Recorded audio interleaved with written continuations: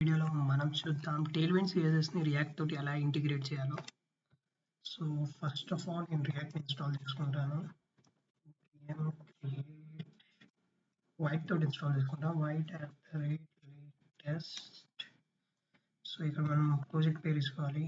మా యాప్ అని తీసుకుంటా. సో ఇక్కడ బేసిక్లీ మనం ఫ్రేమ్వర్క్ అడుగుతుంది. ఫ్రేమ్వర్క్ రియాక్ట్ జనరల్గా యూజ్ చేసేది జావా స్క్రిప్ట్. ఓకే, ఇన్స్టాలేషన్ చేసుకోవాలి. My app npm install. So ఇది ఇన్స్టాల్ అవుతుంది. సో ఇది అయిపోయింది. ఓకే, మనకి కొన్ని నోడ్ మాడ్యూల్స్ ఇన్స్టాల్ చేసుకోవాలి టేల్‌విండ్ యూజ్ చేయాలంటే. సో ఇక్కడ టేల్‌విండ్ డాక్యుమెంటేషన్కి వచ్చేయండి. ఇది డిస్క్రిప్షన్లో దీని లింక్ కూడా ఉంటుంది, కావాలంటే చెక్అవుట్ చేయండి. ఫస్ట్ కాపీ పేస్ట్ కొట్టండి. ఇక్కడ దీన్ని కూడా ఇన్స్టాల్ అవునాయండి.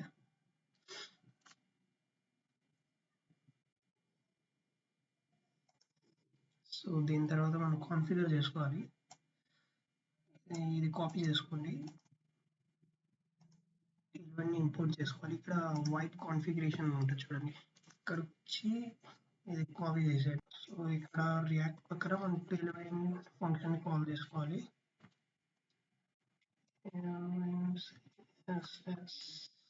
Okay, okay. సో ఇక్కడ మనకి యాప్ సీజెస్ అవసరం లేదు. So app.jsx.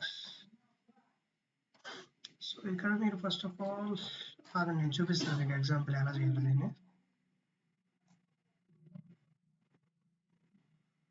దీన్ని క్లియర్ చేసుకున్నాను.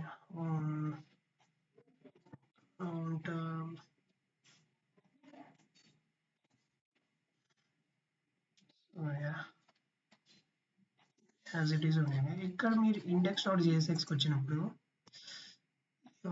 సో దీంట్లో ఉన్న కంటెంట్ అంతా లేపేయండి. దాని తర్వాత మీరు రావాల్సింది import.tailwind CSS. సో ఇక్కడ తోటి కాన్ఫిగరేషన్ అయిపోయింది. నేను ఎగ్జాంపుల్ చూపిస్తాను మీకు. h1 tag suppose hello it. ఇక్కడ క్లాస్ నేమ్ అని ఇచ్చుకోండి. సో ఇదంతా మీకు తెలిసే ఉంటుంది అనుకుంటాను టేల్‌విండ్ CSSలో. bgrad something like 600 ఇద్దాం.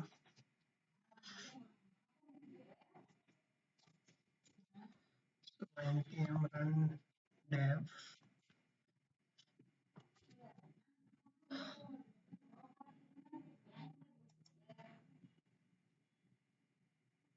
చూసారా? సో ఇక్కడ మనకి బ్యాక్గ్రౌండ్ కలర్ రెడ్ అయిపోయింది. సో ఇంకా మీరు చాలా చేయొచ్చు, మీకు తెలిసింది దీని తర్వాత ఏం చేసుకోవాలి. So thank you. నచ్చితే సబ్స్క్రైబ్ చేసుకోండి ఛానల్కి.